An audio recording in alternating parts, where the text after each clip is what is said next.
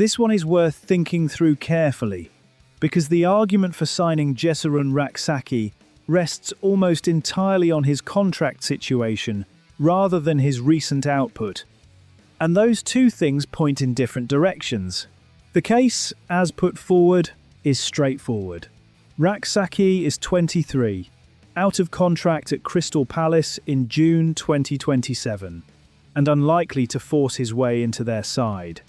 That means Palace risk losing him for nothing next year unless they sell this window, which in theory makes him available at a reduced price.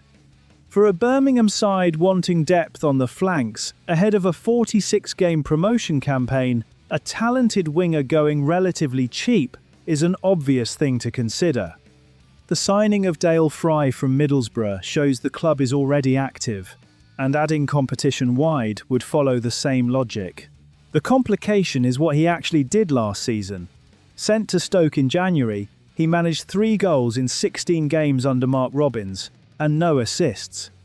That is a quiet return for a player being framed as an injection of quality, and it sits awkwardly next to the earlier reputation the argument leans on.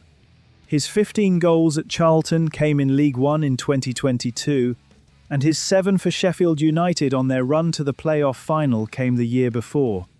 The talent is real, but the most recent evidence is a loan spell that didn't quite fire, which is precisely why Palace are willing to let him go. This is the tension Birmingham would be buying into. The wide areas at St Andrews are not empty. Patrick Roberts, Carlos Vicente, and Demarai Gray are already competing for those roles.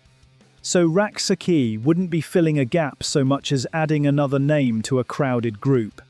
A player who cuts in from the right onto his left foot offers a particular profile, but he'd be arriving to fight for minutes rather than to start, and his Stoke form doesn't guarantee he'd win that fight. So the honest read is that this is a low-cost, medium-risk gamble rather than a signing that moves Birmingham closer to promotion on its own.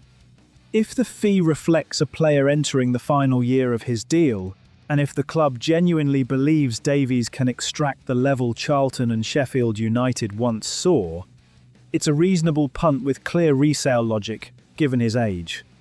If Birmingham are paying a premium on the basis of potential alone, it's harder to justify with 3 goals from his last 16 games as the headline number.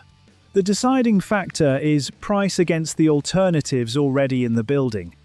Birmingham don't lack wingers, they lack a proven goalscorer through the middle. Spending this window's attacking budget on a 4th option out wide, however gifted, would be a curious use of resources when the clearer weakness sits in the centre of the forward line.